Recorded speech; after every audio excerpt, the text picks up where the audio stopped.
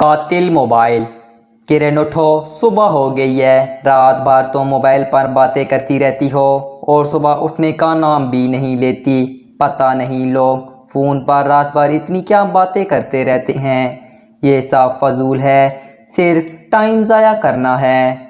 उठ भी जाओ किरण बीबी, मेरी प्यारी बहन। ना तुम खुद सोती हो और ना किसी को सोने देती हो।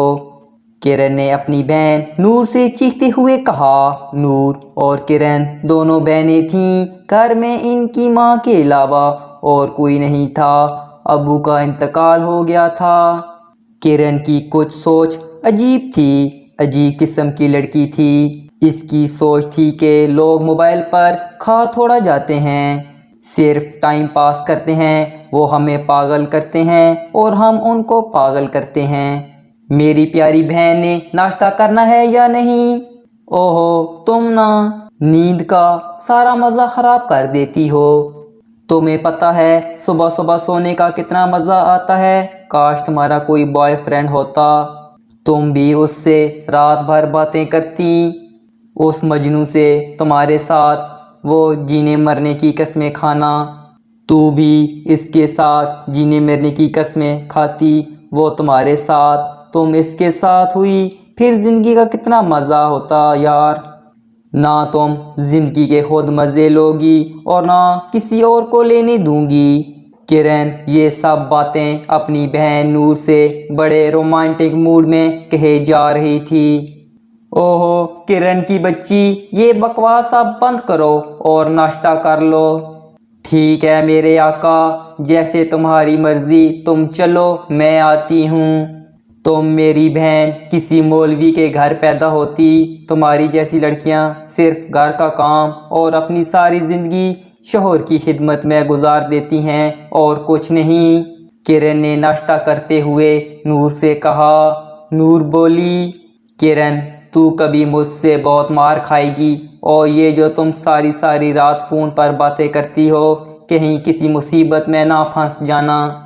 काश अबू ज़िंदा होते, वो ख़ुद तुम्हें समझाते। अबू का नाम लेते हुए नूर की आंखों में आंसू भी आ गए। अच्छा अच्छा मौलवी साहिबा, अब ज़्यादा बातें नहीं और मेरी एक बात सुनो, किरण ने नूर से कहा। हाँ बोलो। बात यह है, मैंने 2 दिन बाद अपनी सहेली की सालगिरह पर जाना है। रात को वहीं रहूँगी और सुबह को आऊँगी। या अल्लाह, इस लड़की को अब तू ही कुछ हदायत दे, हमारी समझ से ये बाहर है। मेरे मौला, तू करीम ज़ात है, इस लड़की पर हमेशा करम करना। नूर अपनी बहन के लिए दुआ करते हुए घर के काम में मसरूफ़ हो गई। नूर 5 वक्त नमाज बड़ी पाबंदी से पढ़ती थी। नूर और किरण की माँ लोगों के घरों में काम करती थी और अपने घर का खर्चा चलाती थीं। नूर को अपनी बहन किरण की हर वक्त फ़िक्र रहती थी। क्यों ना होती, आखिर वो इसकी बहन थी। कहीं ये लड़की किसी मुसीबत में ना फंस जाए, और हर नमाज के बाद किरण के लिए दुआ भी करती थी। 2 दिन गुजरने के बाद किरण ने अपनी बहन नूर से कहा, मुझे अपनी सहेली के यहाँ जाना है सालगिरह पर और रात को नहीं आऊँगी। नूर ने बहुत गुस्से से कहा। क्यों नहीं रात को आऊँगी? देखो बहन, अगर तुम रात को वापस नहीं आओगी तो फिर हरगिज़ सालगिरह पर ना जाओ। क्यों नहीं जा सकती? मैं ज़रूर जाऊँगी। और हाँ एक बात और अपने कानों के पर्दे हटा के आज अच्छी तरह सुन लो। ये मेरी अपनी ज़िंदगी है, इसमें जिस तरह गुजारूँ ये मेरी मर्ज़ी है। अब मैं बच्ची नहीं हूँ, मैं अच्छी तरह सब समझती हूँ। प्लीज़ आज के बाद मेरी ज़िंदगी में दखल ना दो, अच्छा होगा।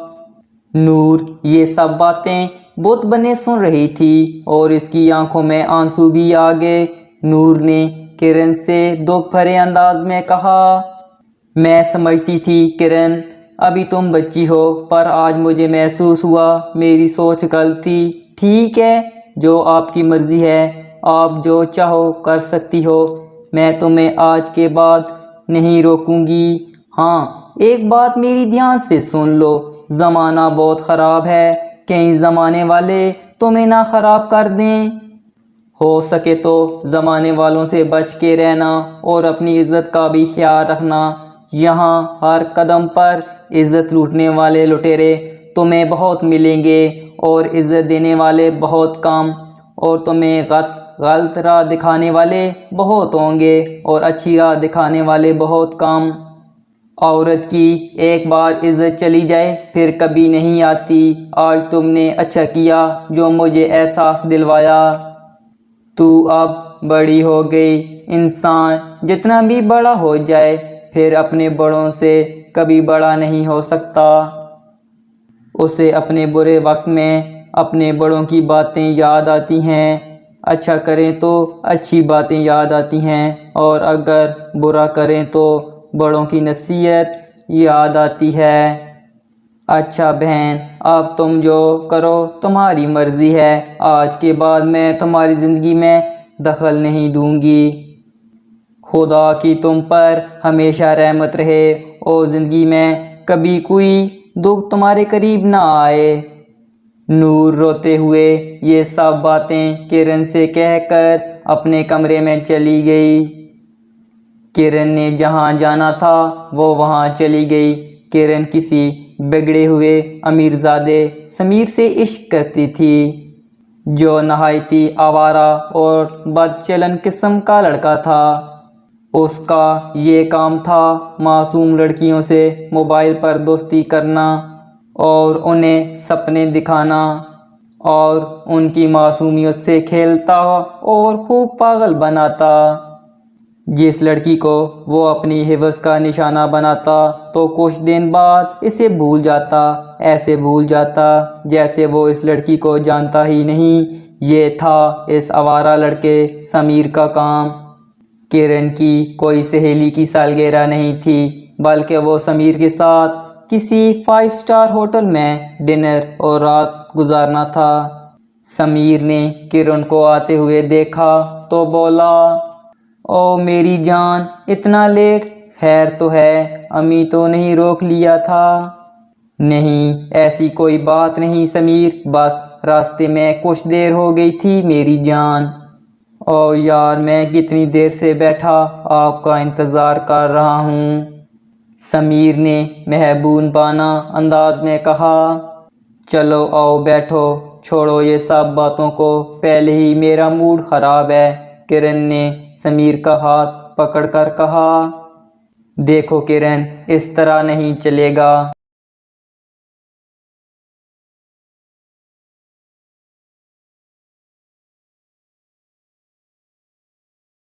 اس طرح تو اس پارٹی کا مزہ نہیں آئے گا، اس سے اچھا ہوتا ہم گھر واپس چلے جاتے ہیں۔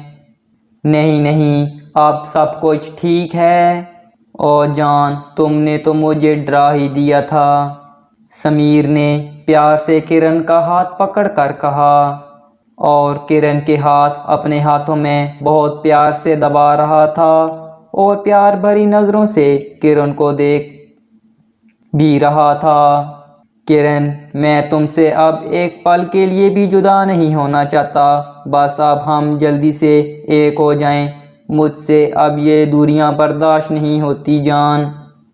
اچھا بابا، اوکے، اب مجھے یہ بتاؤ تمہارا کیا پروگرام ہے؟ جان، ہم کھانا کھا کر ساری رات پیار بھری باتیں کریں گے۔ اچھا جناب۔ او میرے سرکار، اب بتاؤ کھانے میں کیا پسند کرو گے؟ میری جان، تمہارا دل۔ او میری جان، ایک دل تو پہلے سے آپ کے پاس ہے، کاش میرے سینے میں 2 دل ہوتے، دوسرا دل آپ کو فرائی کر کے دیتا جان۔ تم نا سمیر، بات کو بہت لمبا کر دیتے ہو، اب کوئی اچھی سی چیز منگواؤ، سمجھے؟ ٹھیک ہے جان۔ کرن اور سمیر کھانے کے فارغ ہو کر کمرے میں چلے گئے۔ کسی کا کوئی ڈر نہیں تھا اور کوئی روکنے والا بھی نہیں تھا۔ اس وقت ان دونوں کو جوانی کا نشہ تھا۔ رات کے تقریباً 1 بجنے والے تھے۔ نہ کرن کو خدا کا خوف تھا، نہ سمیر کو۔ سمیر کا تو یہ پیشہ تھا لڑکیوں کو گمراہ کرنا۔ بات تھی کرن کی، جو سمیر کے پیار میں بالکل اندھی ہو گئی تھی۔ اسے اپنی عزت کی کوئی پرواہ نہیں تھی، جو سمیر کی ہر بات میں ہاں ملاتی گئی اور خود دلدل میں دھس دی گئی۔ اسے ہر سو سمیر کی محبت نظر آ رہی تھی۔ کرن سمیر سے مخاطب ہوئی اور اسے کہا، سمیر تم مجھے کتنا پیار کرتے ہو؟ پھر سمیر نے کرن کا ہاتھ پکڑ کر اس کے ہاتھ پر بوسہ لیتے ہوئے کہا، میں تمہیں بیان نہیں کر سکتا کہ میں تم سے کتنی محبت کرتا ہوں۔ کرن میری جان، میرے پیار کی کوئی حد نہیں جو میں تمہیں بتا سکوں۔ تم سے میں بے انتہا پیار کرتا ہوں۔ اچھا مجھے چھوڑو گے تو نہیں؟ نہیں جان، میں تمہیں کبھی نہیں چھوڑوں گا اور ایسا کبھی سوچنا بھی نہیں۔ باہر بادل کی گرج تھی، بجلی چمک رہی تھی اور جوانی پر گناہ کا نشہ تھا۔ سمیر نے کرن سے کہا، سویٹی موسم دیکھو کتنا پیارا ہے، آج تمہارے بہت قریب آنے کو دل چاہتا ہے، کیا آپ کی اجازت ہے میرے محبوب؟ کرن نے شرماتے ہوئے کہا، کیوں نہیں، کرن کل بھی تمہاری تھی اور آج بھی تمہاری ہے اور کل بھی تمہاری رہے گی۔ کرن کی ہر چیز کے مالک تم ہو اور میں تمہیں کیسے انکار کر سکتی ہوں؟ سمیر کی تو پہلے سے یہی سوچ تھی۔ اس معصوم پھول کو سمیر نے آخر کار مصر ہی ڈالا، اپنی حوث کا نشانہ بنا ڈالا۔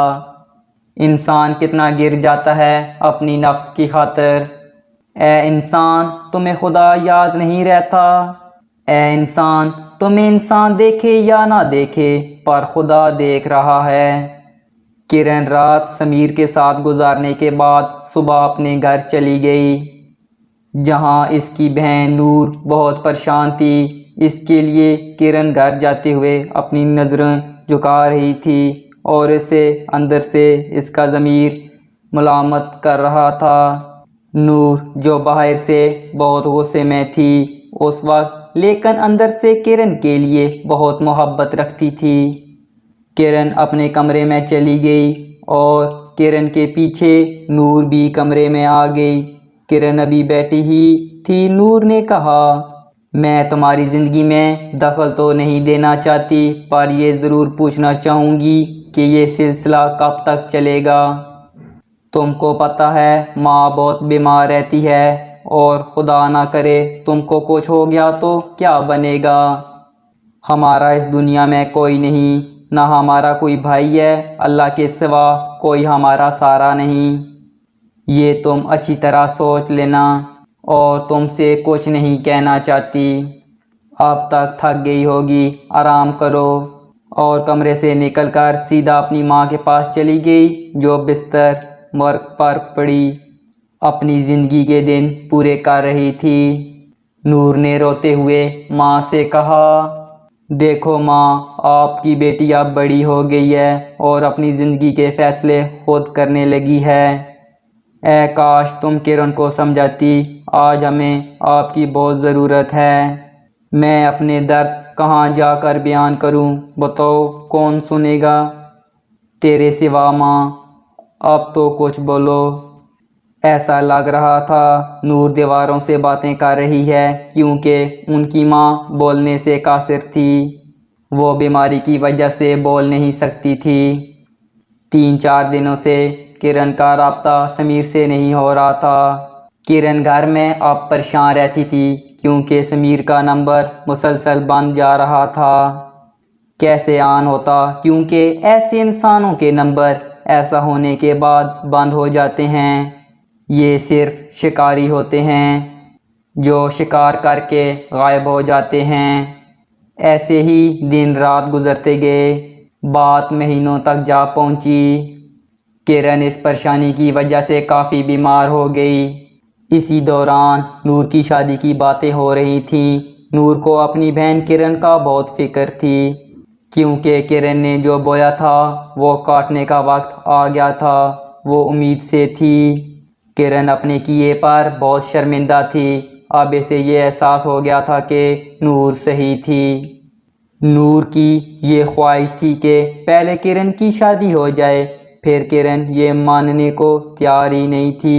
کرن ہر بار نور سے یہی کہتی، میں نے نہیں کرنی شادی، مجھے نفرت ہے مرد ذات سے، میں آپ کے آگے ہاتھ جوڑتی ہوں، پلیز شادی کے ٹاپک پر کوئی بات نہ کریں۔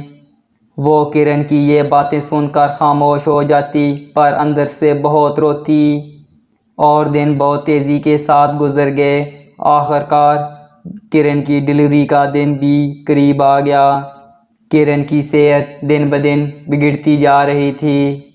نور کرن کے لیے فکر مند تھی۔ ایک دن کرن کی طبیعت بہت خراب ہو گئی اور کرن کو جلدی سے اسپتال لے گئے۔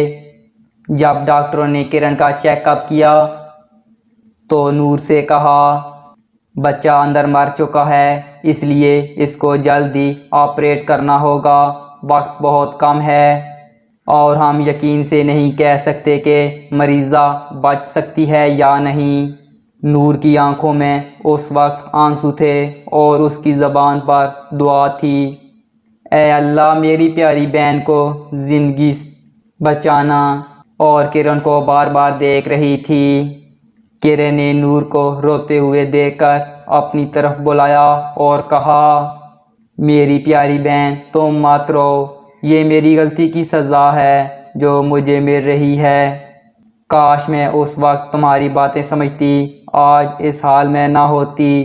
تمہاری وہ باتیں سچ تھیں، تم اچھی بہن اور میرے جیسی لڑکی کا یہی انجام ہونا چاہیے تھا۔ میں نے تمہارا بہت دل دکھایا ہے، پلیز مجھے معاف کر دینا، اور اب مجھے زندہ رہنے کا کوئی حق نہیں۔